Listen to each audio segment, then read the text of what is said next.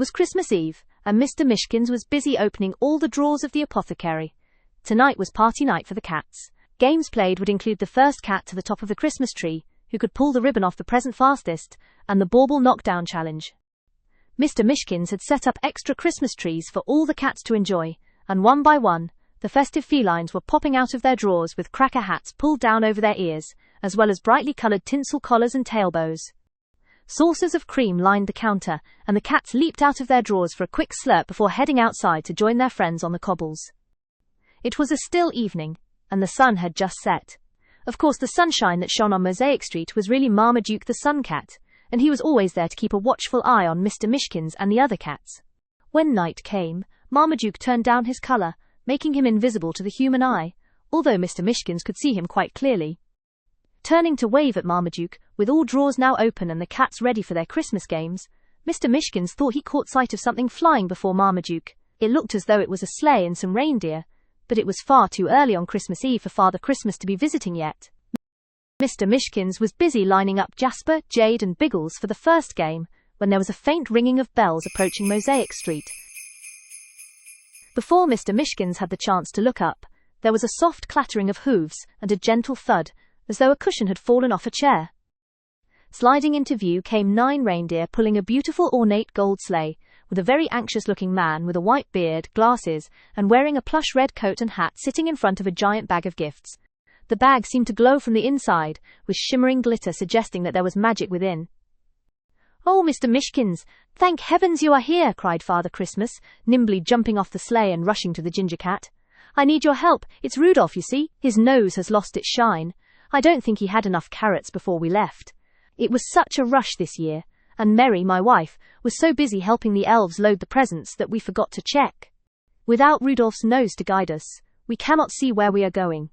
And I still have so many presents to deliver to children all over the world this Christmas Eve. Oh, Mr. Mishkins, what am I to do?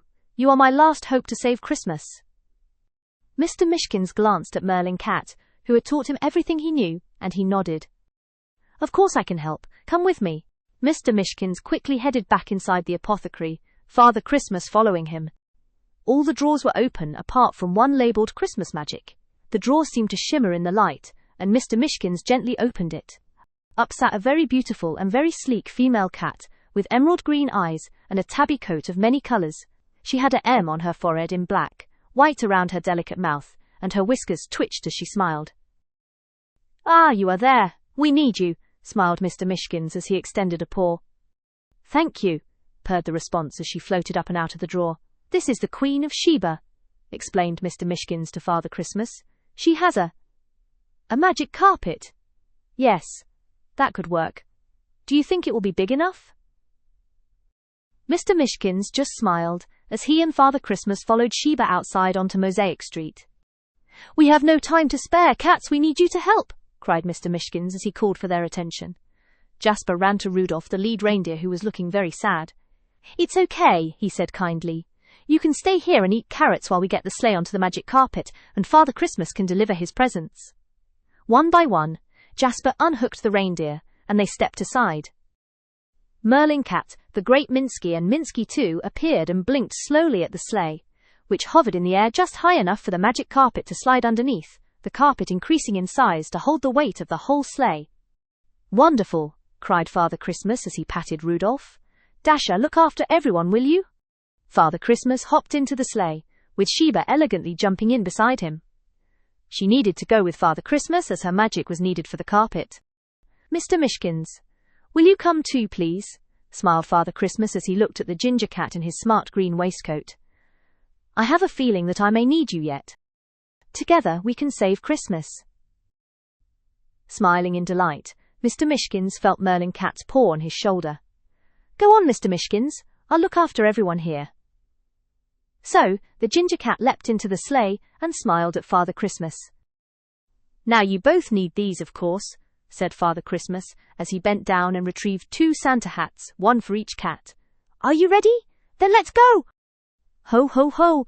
With that, the magic carpet, the sleigh, Father Christmas, Mr. Mishkins, Sheba, and the big bag of presents took off from Mosaic Street and, in less than the blink of an eye, they were gone. Mr. Mishkins felt his eyes grow wider and wider as they began their lightning-quick journey around the world.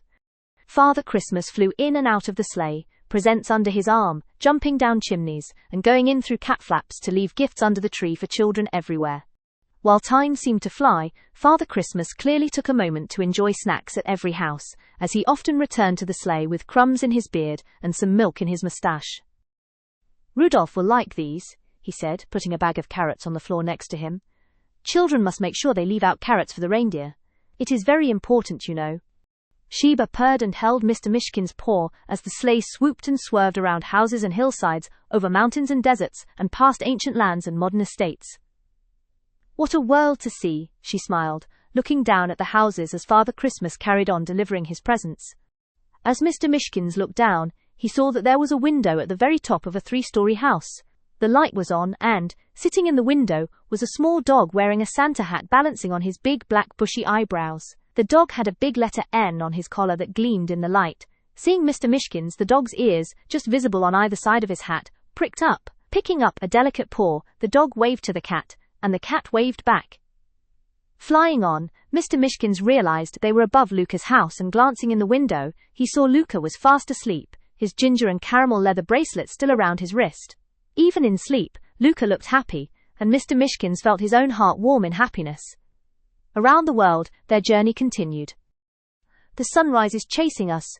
We must go faster," cried Father Christmas as he dusted more mince pie crumbs from his beard. Sheba and Mr. Mishkins looked at each other, held paws, and closed their eyes. Their harmonious purr had the desired effect, and the magic carpet sped up, taking them back into the night once more. "We must always stay ahead of the sun. Thank you, my friends. And now, we are almost done."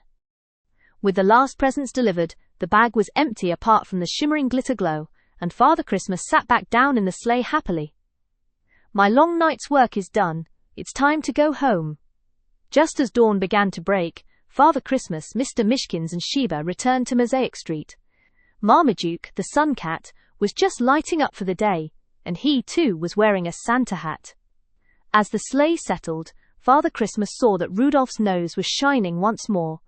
"The carrots have worked, thank you, Merlin Cat. We will be able to get back safely to the North Pole now, but first, I think I need a little rest." As Father Christmas stepped wearily from his sleigh, Mr. Mishkins leapt down and stretched his legs before helping Sheba. The pair hugged, happy but exhausted from their long night's adventures. Merlin Cat, the Great Minsky, and Minsky too appeared and blinked, removing the magic carpet from under the sleigh, and it floated back to the Christmas magic drawer. With a wave of his arm, Father Christmas revealed bowls of cream, Christmas hot chocolate, and another bundle of carrots, and everyone tucked in. With cream on his whiskers, Mr. Mishkins looked up to the sky to smile at Marmaduke the sun cat, and felt something cold and icy land on his nose. More ice followed, and Mr. Mishkins realized that it was snowing. Beautiful, thick white snow falling down silently onto Mosaic Street, and all who stood there. The sun still shone, making the snow look like glitter as it fell through the air. "What a magical Christmas," smiled Mr. Mishkins to himself as the cats around him began to dance in the snow. "And now I must go. Thank you, Mr. Mishkins and the dear Queen of Sheba, for your help. There is no doubt that you saved Christmas. I am in your debt." With a bow and smile, Father Christmas leapt into the sleigh and the reindeer fell into place, Rudolph proudly leading the way once more. As our story ends, there were cats wearing hats, dancing and leaving paw prints in the snow, and as the reindeer and sleigh flew by them once more, Father Christmas waved and cried, "Ho, ho, ho!"